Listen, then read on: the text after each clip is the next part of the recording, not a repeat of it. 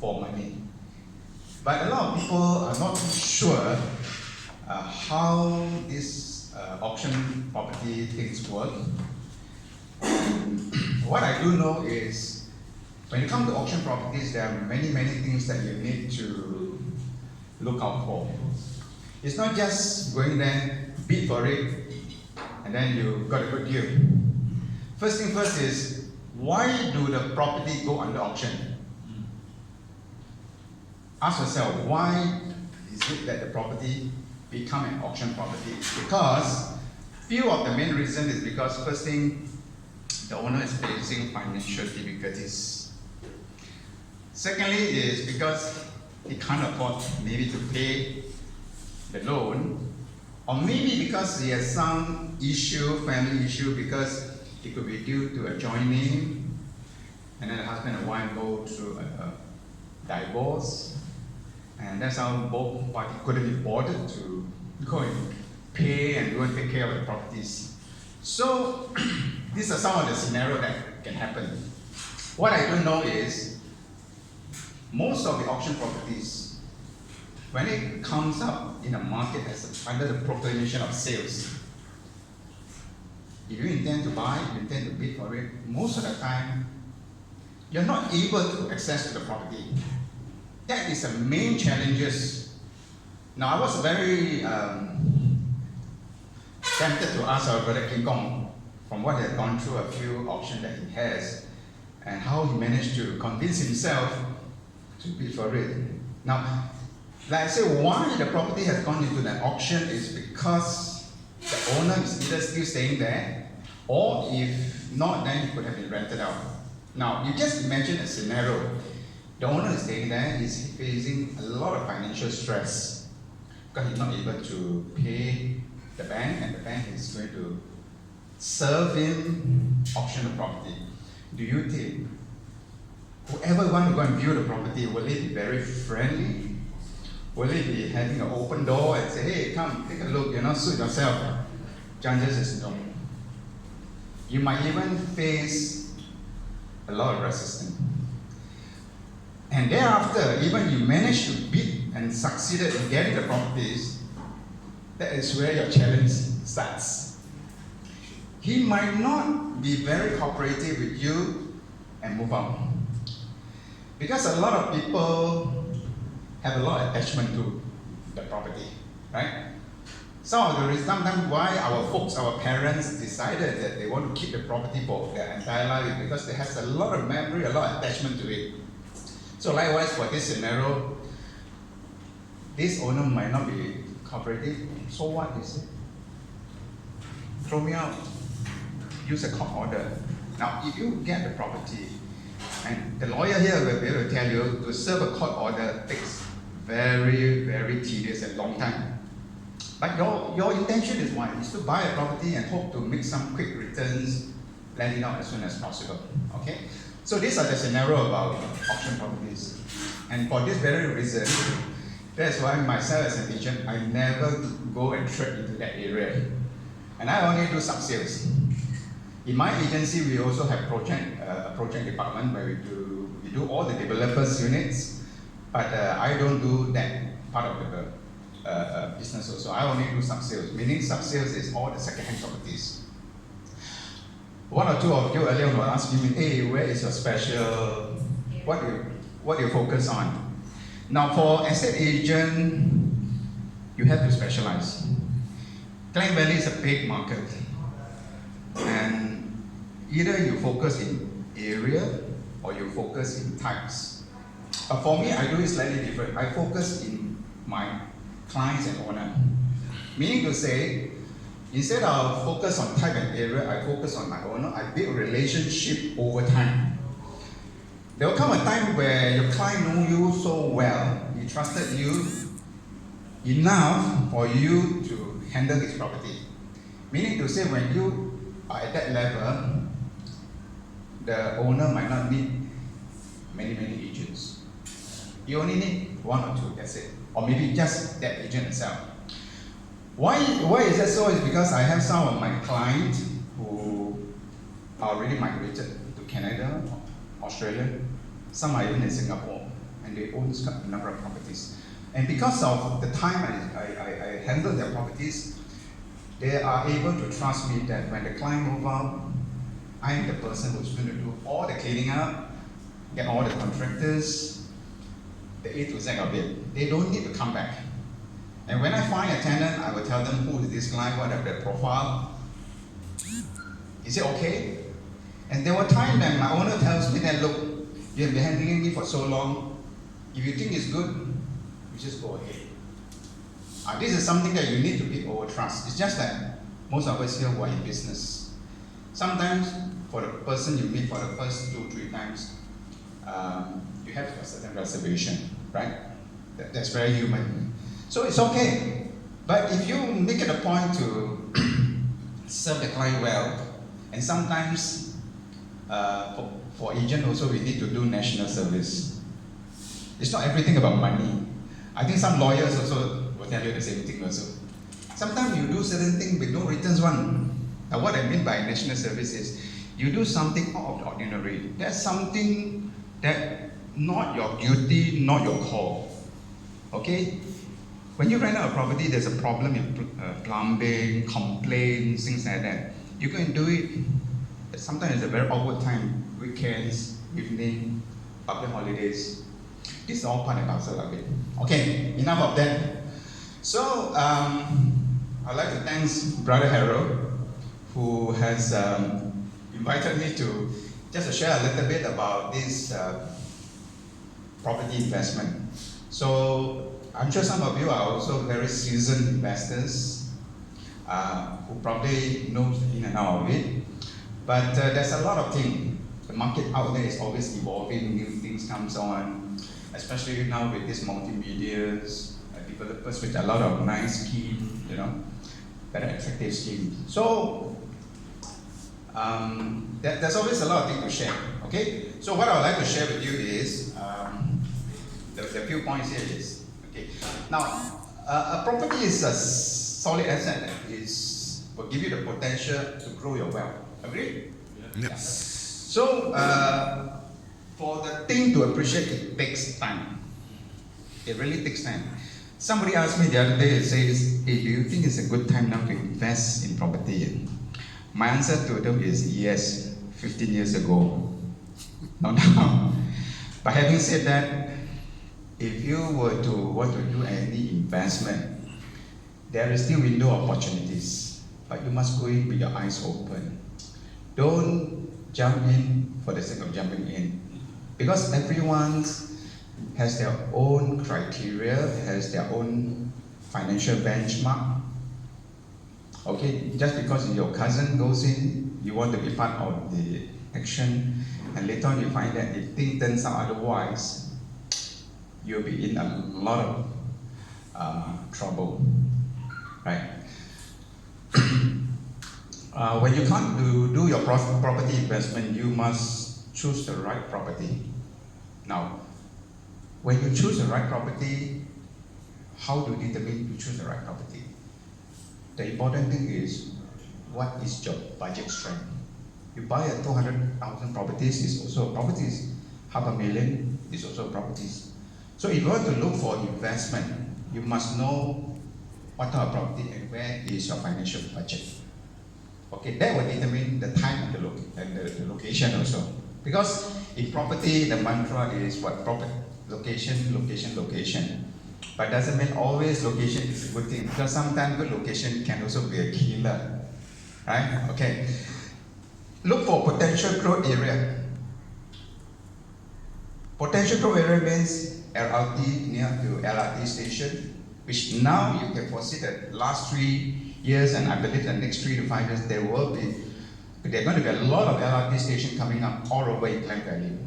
Now they have line 1, line 2, then line 3 is coming on board in time to come. Maybe later they have a line 4. So you must do your homework, you must study where are all these potential growth areas coming in. Shopping mall does help. Accessibility to highways. The infrastructure is also very important. Yeah, somebody was mentioning about Sungai Buloh. 20 years ago, the Sungai Buloh, and today the Sungai Buloh is completely different. If you have not been there for the last 2 years, you'll be surprised at how the place has turned out to be. Okay?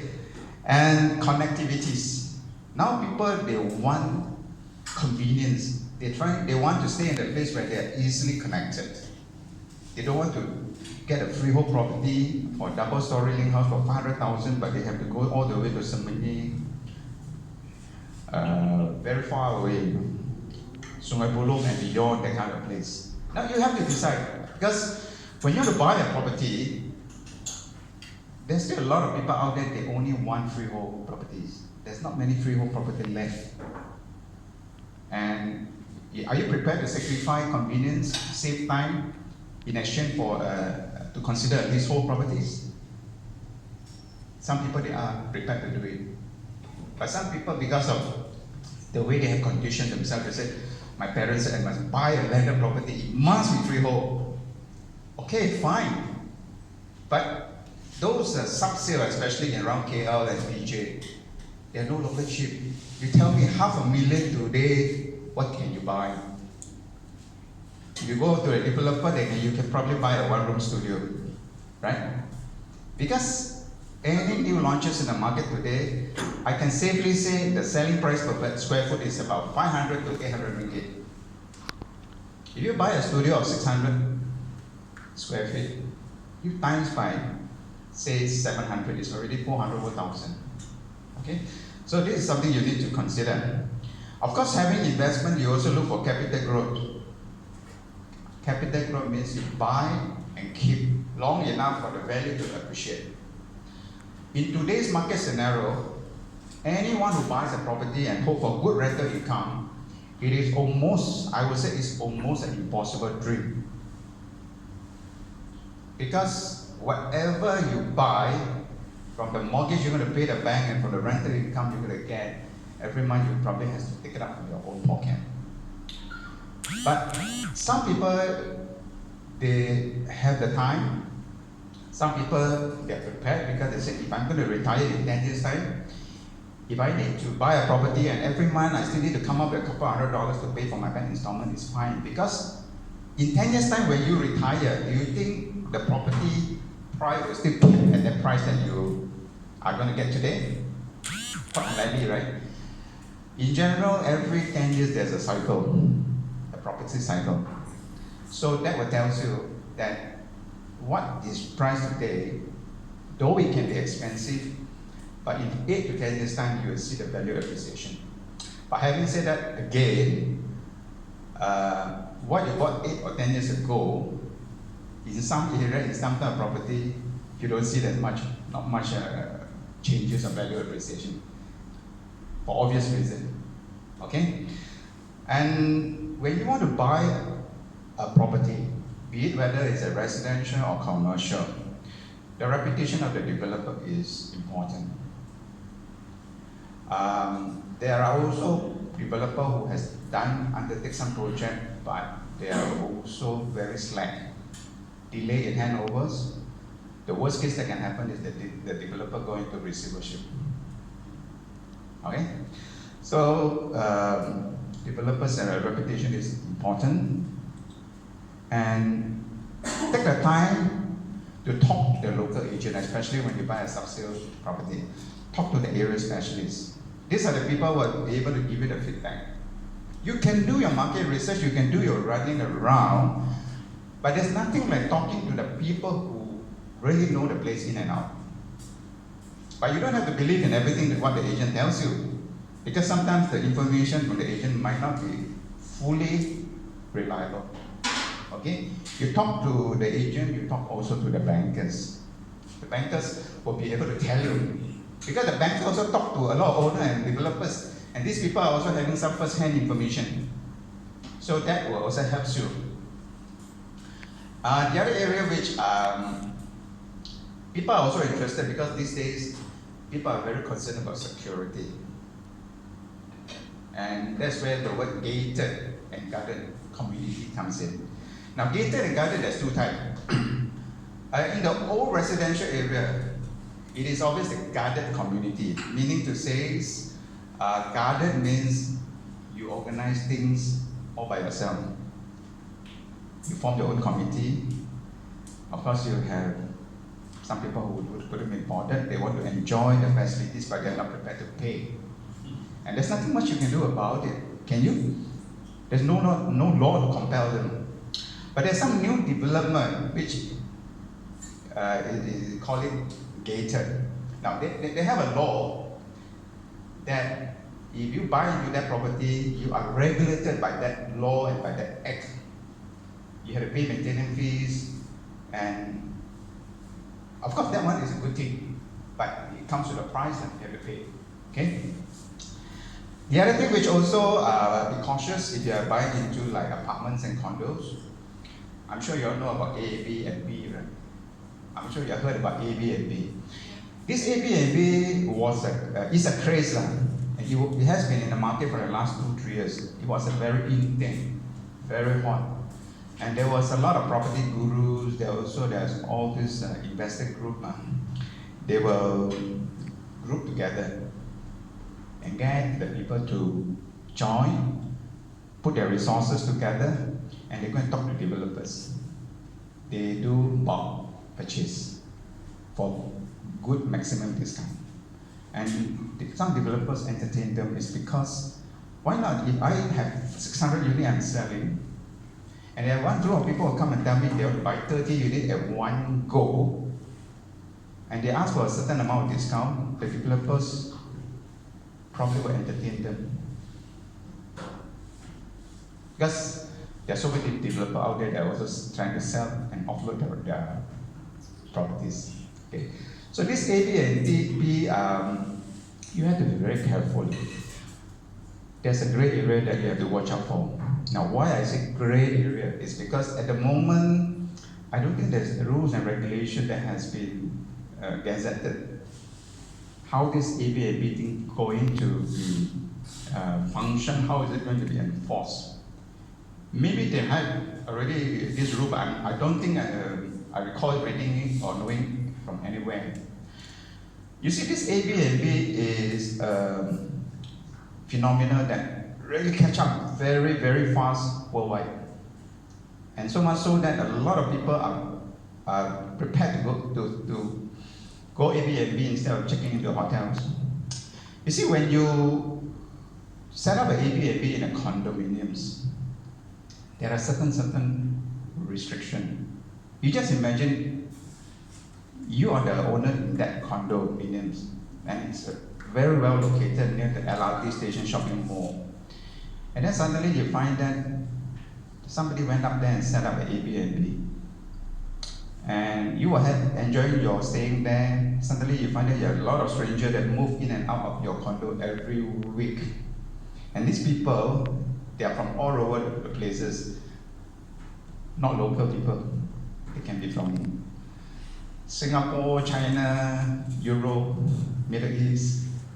And imagine you are staying same floor with these people, and these people always come back late at night, early in the morning, and they come with all the luggages, the family that lug along, and the amount of records and noises they can create. Now, what can you do about it as an owner? Because the bylaw, the rule and regulation says that it's strictly for residential only, but somebody use it for commercial. Yeah. I think in residential property, like this our blocks, you have the residential blocks and those that are Sohos and whatnot. Soho, whatever hole that you have, they are actually commercial blocks. Yes. So commercial blocks, you are allowed to do anything. Yes. Okay. Yeah. Even it's a residential block, there is no law at this moment to restrict who you can rent it to. Right. But your JMB can decide whether to allow owners to rent out for short term. Okay? So your JMB will regulate the conduct of the owners, and they have to abide. If they flaunt the rule, you can take them to court.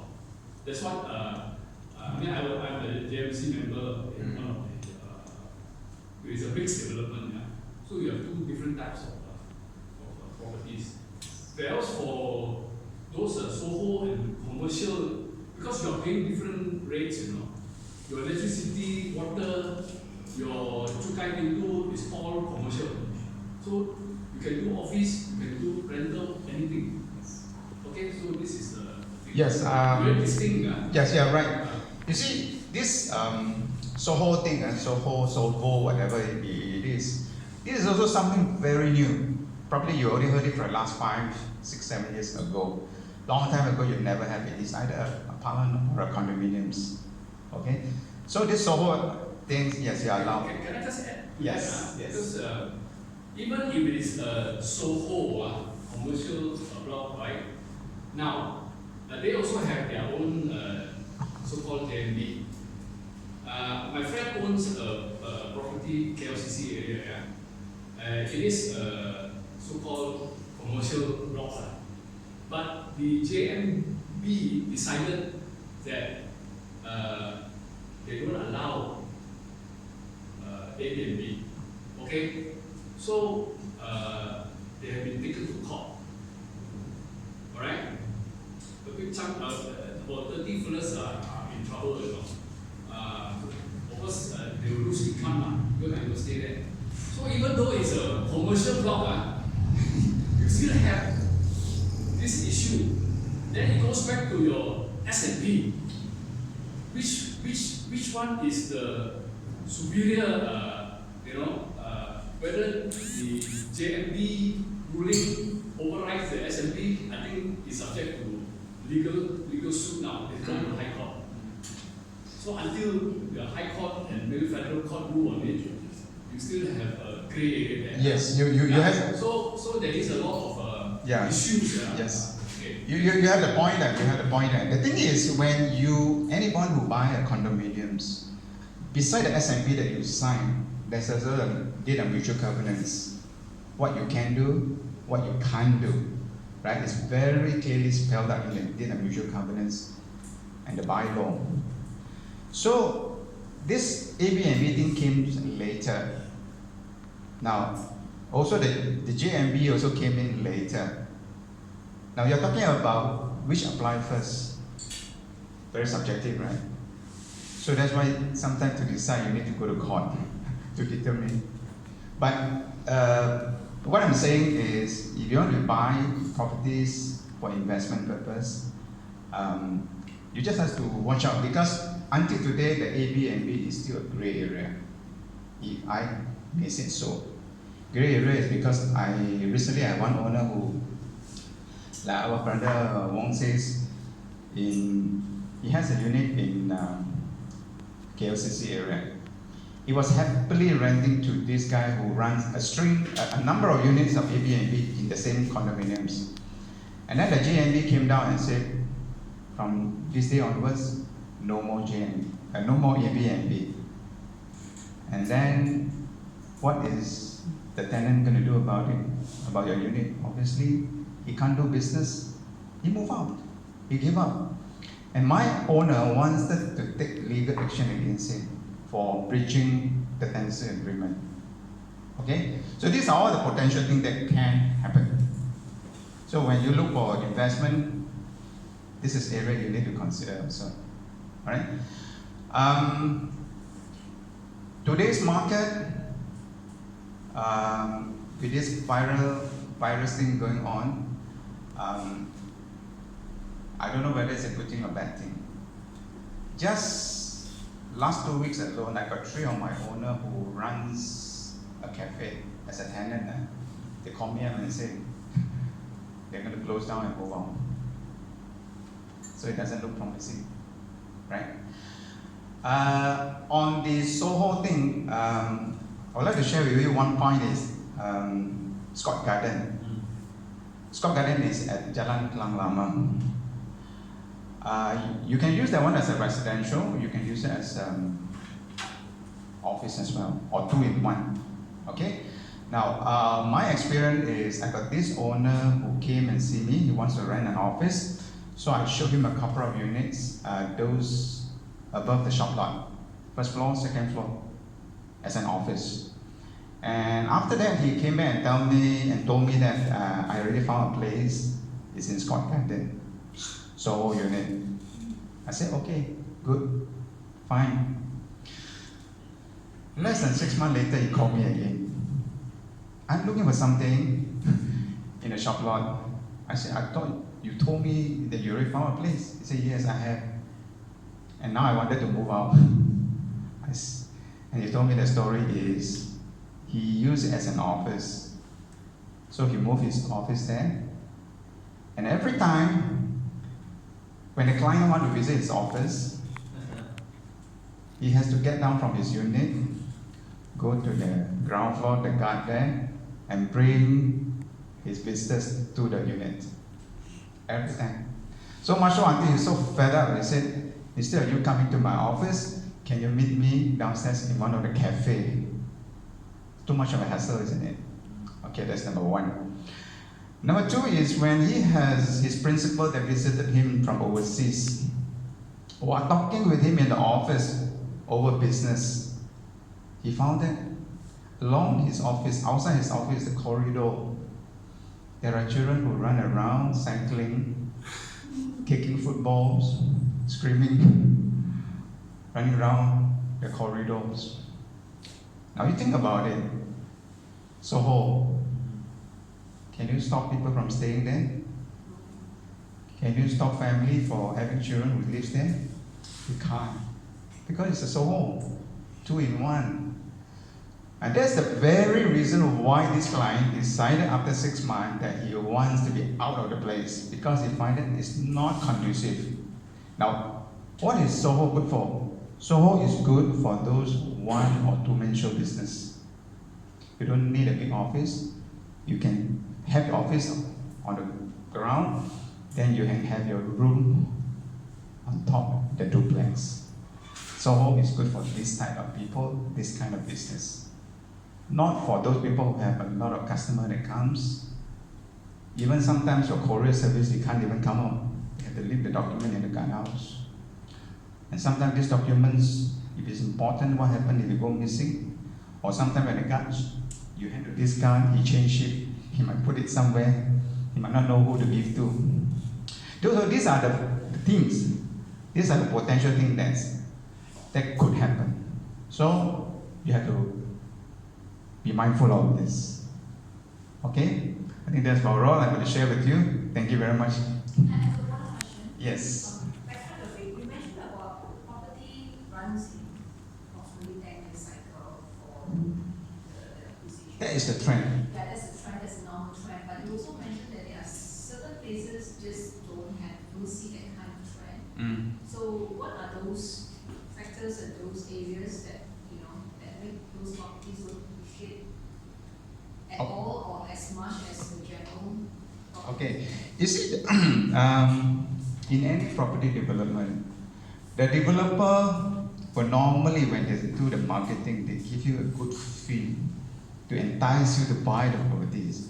They will tell you, propose highway, propose LRT, propose shopping mall, only propose. After 10 years, it's still propose, but it's not a promise. It's not a promise that there will be a highway there. So sometimes when people buy into it, and after they buy into it, they find that this type of thing doesn't take place. It's not there. And because of some of these negative things, or things that is promised but not there, and you find that the place become safe. People go there, after a while they ship out.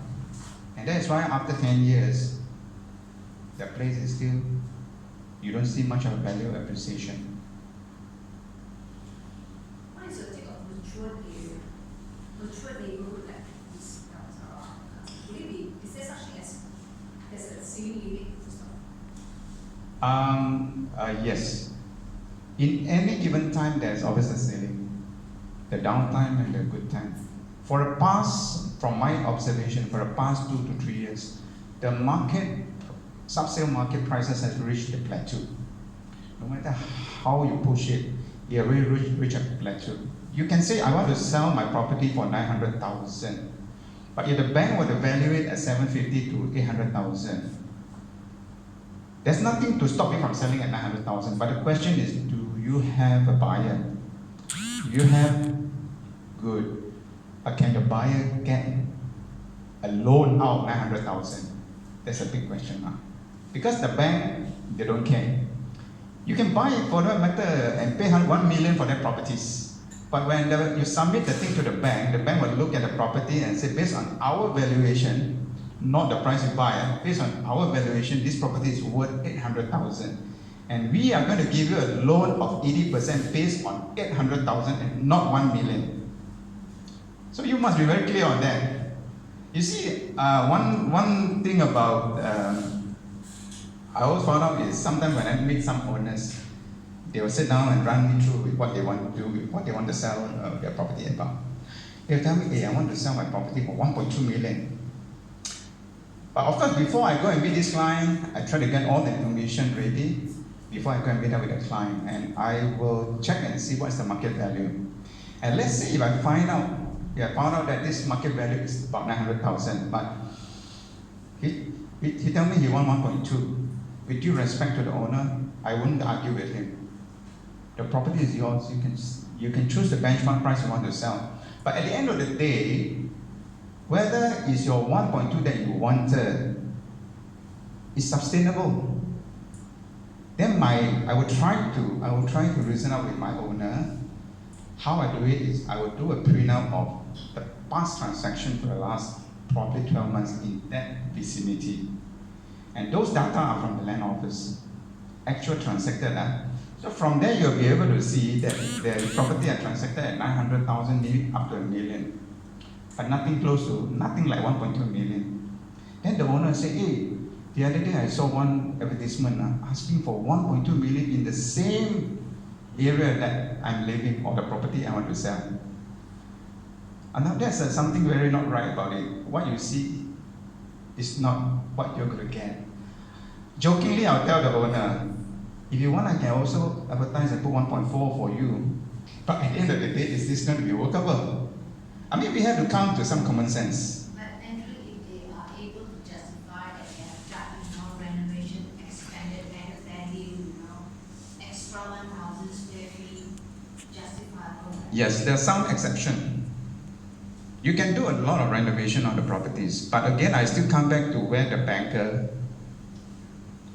when they do a valuation, you can do $100,000 worth of renovation. The rule of the town, what I do understand is the bankers will only take will value to 20 to 30% of your valuation cost. Meaning to say, you spend 100,000, the bank will say, okay, based on this valuation, we add another 30,000 to our valuation. Renovation doesn't mean anything. If build up, yes. That's why I say there's certain exception. Okay, there's certain exception. But not to say entirely no. The understanding I have, even if you have renovated, a lot of time, I'm not sure that everybody is so law, right? Before you start renovations, you must get the authorities. You get approval, you have it, you sit there and your renovations, the office will come to check. It's the last certificates of fitness that is very important. If you don't end it with another checking and get a certificate, whatever renovations you have done is as good as no renovation. Yes. Because you still pay the same quick rent. If you go for the CF after renovation, the quick rent will definitely check out, especially if you've got extension. Yes. Yeah, that's where the value will come in if you will sell. But then the question now boils down to what factor does the bank valuer see other than demand and supply when they value a property? The last The main thing Yeah, is they comparable. want to last somebody just so It is comparable. I tell you, Comparable. The bank doesn't have, the way it depends